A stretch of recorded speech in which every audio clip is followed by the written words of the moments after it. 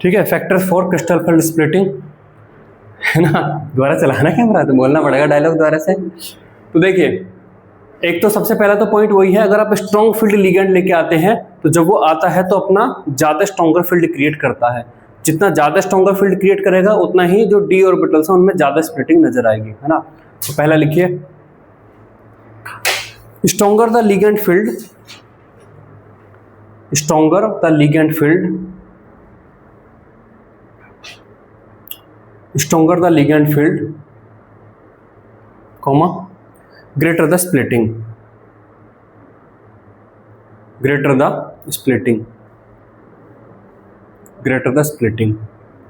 और इसका हम रेफरेंस कहाँ से ले सकते हैं, जो हमने लिखी थी स्पेक्ट्रोकेमिकल सीरीज लिखी थी ना, स्पेक्ट्रोकेमिकल सीरीज ऑफ लिगेंड, उसमें Cn माइनस सबसे आगे था, Cn माइनस था, CO था, CO, हाँ CO सबसे ज्यादा करते था, तो CO सबसे ज्यादा क्रिस्टल फील्ड स्प्लिटिंग जनरेट करेगा और I माइनस सबसे पीछे है, I माइनस सबसे कम जनरेट करेगा। तो CO ने मान लो इतनी स्प्लिटिंग जनरेट करी तो I माइनस हो सकता है इतना करे। ठीक, अगला लिखिए, अगला है सेंट्रल मेटल आयन के ऊपर चार्ज पे। देखिए वो यहां पर कहता है कि अगर मेटल पर 2+ का चार्ज है तो लिगेंड मान लो इतनी दूर आके वो रुक गया, और अगर इस पर 3+ का चार्ज है तो वो और पास आएगा क्योंकि और ज्यादा खींच लेगा, और लिगेंड जितना ज्यादा पास आएगा उतना ही फील्ड उनके ऑर्बिटल के आसपास बढ़ जाएगा, उतनी फिर ज्यादा स्प्लिटिंग हो जाएगी। तो सेंट्रल मेटल आयन पर जितना ज्यादा ऑक्सीडेशन स्टेट होती है, जितना ज्यादा चार्ज होता है, लिगेंड उतना ही ज्यादा क्लोज में आकर रुकता है, और जितना ज्यादा क्लोज में आकर रुकता है स्प्लिटिंग फर्दर ज्यादा होती है। मान लो इनफाइनाइट पे होते तो स्प्लिटिंग थोड़ी ना होती, पास आ रहे तो स्प्लिटिंग हो रही है, और ज्यादा पास है तो और ज्यादा स्प्लिटिंग, और ज्यादा पास है तो और ज्यादा स्प्लिटिंग। तो सेंट्रल मेटल आयन पर जितना ज्यादा चार्ज है, जितनी ज्यादा ऑक्सीडेशन स्टेट है, ज्यादा स्प्लिटिंग नजर आएगी। तो लिखिए, higher the charge on central metal, higher the charge on central metal, comma, greater the splitting, greater the splitting, greater the splitting, full stop. यहां पर वो कहता है कि अगर M3+ टाइप का कॉम्प्लेक्स है तो वो M2+ वाले से लगभग 50% ज्यादा स्प्लिटिंग क्रिएट करता है। अगर M2+ वाले ने 100 किलो जूल की स्प्लिटिंग क्रिएट करी है तो M3+ वाला 150 किलो जूल की स्प्लिटिंग बना देगा। देखिए, डेल्टा फॉर M3+ कॉम्प्लेक्सेस, हाँ उसी पॉइंट में आ गया है, सेकेंड पॉइंट में ही आ गया है। Delta for M3+ complexes are रफली 50% larger, are roughly 50% larger, are roughly 50% larger than that of M2+ complexes, than that of M2+ complexes, than that of M2+ complexes।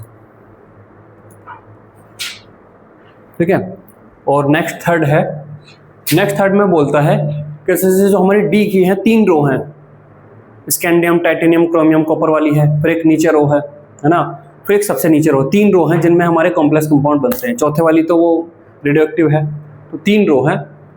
तो सेम मान लो oxidation state है, मान लो आपकी निकल में 2+ है और पैलेडियम में आपकी 2+ है, प्लेटिनम में 2+ है।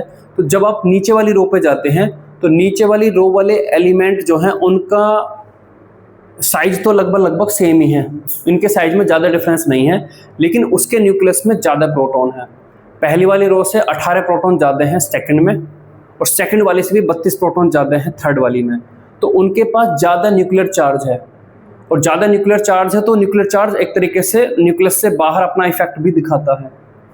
तो अगर उनके पास ज़्यादा न्यूक्लियर चार्ज है, मतलब न्यूक्लियस में ज़्यादा प्रोटॉन है, तो वो लिगेंड को ज़्यादा स्ट्रॉन्ग अपनी तरफ खींच पाते हैं। तो अगेन सेम वही, ज़्यादा स्ट्रॉन्ग खींच पाते तो लिगेंड ज़्यादा क्लोज में आके उन पर अलाइन होते हैं, तो ज़्यादा क्लोज में अलाइन होते तो अगेन स्प्लिटिंग ज़्यादा आती है। तो वो कहता है कि रफली पहली रो से अगर दूसरी रो में जाते हैं तो 30% बढ़ जाती है, दूसरी रो से तीसरी में जाते हैं फिर 30% बढ़ जाती है ना। लिखिए, whether the element is in the first, whether the element is in the first, comma second, comma second, और third row of transition element, और third row of transition element full stop. The value of delta, इसी में है, the value of delta increases by, the value of delta increases by about 30%,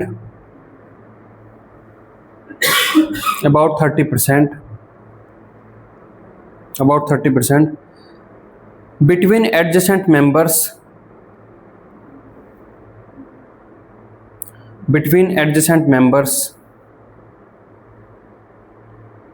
down a group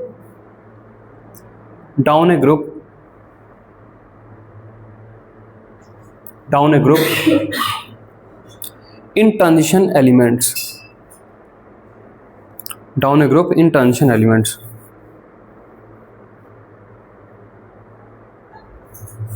इसमें लिख लीजिए, ये याद रहेगा क्यों बढ़ती है, ये सेकंड और थर्ड में बढ़ती क्यों है। उनके पास ज़्यादा न्यूक्लियर चार्ज है, ज़्यादा ऑक्सीडेशन स्टेट है, तो लिगेंड को ज़्यादा स्ट्रांगली अपनी तरफ खींच लेता है, ज़्यादा स्ट्रांगली खींचता है तो डेल्टा बढ़ता है। तो इसमें आगे लिखिए, as down the row elements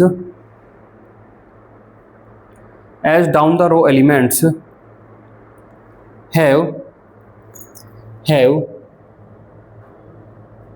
greater nuclear charge, so it attracted the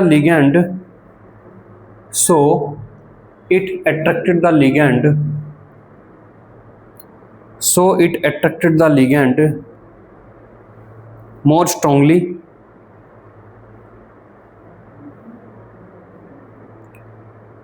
resultantly distance between ligand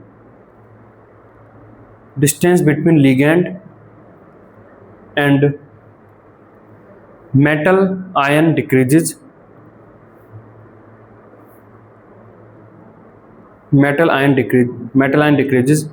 therefore delta increases,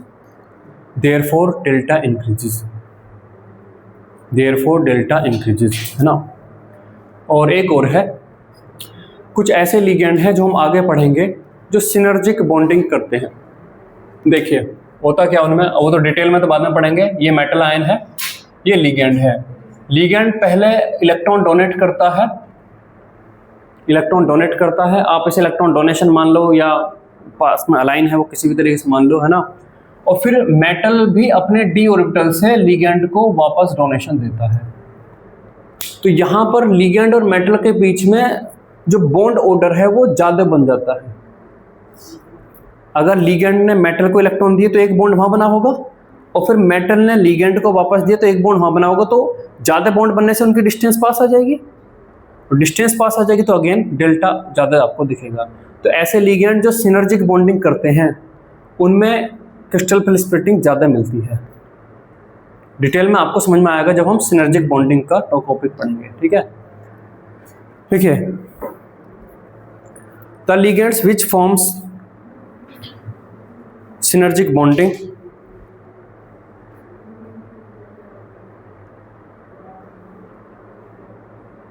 also increases